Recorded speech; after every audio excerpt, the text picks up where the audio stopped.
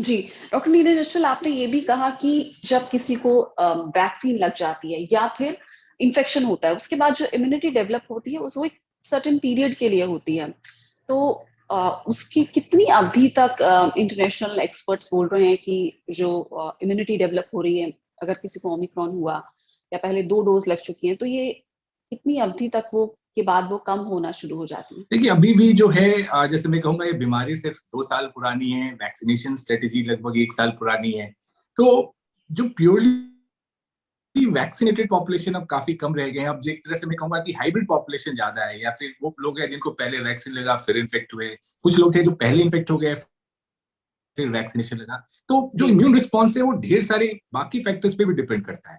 तो एक यूनिफॉर्म कहना कि सब में कितने दिन तक इम्यून रिस्पॉन्स रहेगा, ये कहना बहुत मुश्किल है, क्योंकि ये सिंपली एक एंटीबॉडी रिस्पॉन्स नहीं होता है जो हम मेजर कर पाते हैं। उसके अलावा जो सेलुलर इम्यूनिटी की हम बात करते हैं, टी सेल मीडिएटेड इम्यूनिटी की बात करें, मेमोरी सेल्स की बात करते हैं, वो मेजर करने का जो है एक हमारे पास, मैं कहूंगा कि जनरल पॉपुलेशन में सभी का मेजर करने की कैपेसिटी हमारे पास नहीं है। तो ये बताना बहुत मुश्किल है कि एक पर्टिकुलर आदमी के अंदर ये जब भी इन्फेक्शन के बाद, वैक्सीन के बाद, या दोनों का जो हाइब्रिड इम्यून रिस्पॉन्स होगा वो कितने दिन तक परसिस्ट करेगा, अभी हम क्लैरिटी के साथ नहीं कह सकते हैं। अलग अलग स्टडीज ने अलग अलग चीजें कही हैं, बट ये बहुत श्योर है कि जो भी लोग इन्फेक्ट हो चुके हैं, जिनमें वैक्सीनेशन लग चुका है, उनका इम्यून रिस्पॉन्स जो है मिनिमम 6 महीने से 1 साल तक रोबस्ट रहेगा। जैसे हमने देखा भी था, जो सेकेंड वेव में, जो फर्स्ट वेव में लोग इन्फेक्ट हुए थे, उनके री इन्फेक्शन और बहुत ज्यादा बीमार होने की पॉसिबिलिटी रिलेटिवली कम थी। थर्ड वेव में हमने देखा कि जो लोग वैक्सीनेटेड थे, जिनको पहले इन्फेक्शन हुआ, जितनों को भी बीमारी हुई, जो इन्फेक्ट हुए, यूजुअली उनका जो है मैं कहूंगा कि माइल्ड टाइप का ही डिजीज रहा।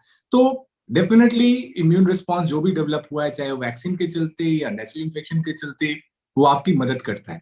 लेकिन कोरोना वायरस के साथ जो एक रिस्क जो हमेशा वैज्ञानिक, साइंटिस्ट, एक्सपर्ट्स वार्न करते रहते हैं कि ये वायरस बहुत तेजी से म्यूटेट करने की कैपेसिटी रखता है, और ये ऐसी कैपेसिटी डेवलप कर सकता है कि जो भी आपने इम्यून रिस्पॉन्स डेवलप किया हो, चाहे वो वैक्सीनेशन के थ्रू हो, नेचुरल इन्फेक्शन के थ्रू हो, उसको ये वेट करने में कैपेबल हो सकता है। इसीलिए हम बार बार कहते हैं कि वैक्सीनेशन के अलावा आपको कोविड नियमों का पालन करना है, क्योंकि जो मास्क आप पहनते हैं वो चाहे कोई भी वेरिएंट हो, उससे आपको बचाएगा। इनफैक्ट और भी कई बीमारियां हैं जिससे ये मास्क बचाएगा।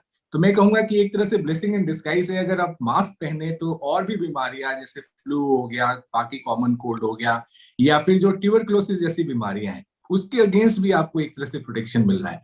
तो मैं कहूंगा कि कोविड अप्रोप्रिएट नियमों का पालन करें, जिससे न सिर्फ कोविड-19 पे हमें सहायता मिलेगी, उसके अलावा और भी जो इन्फेक्शियस बीमारियां हैं उसमें भी आप अपने आप को सुरक्षित कर सकते हैं।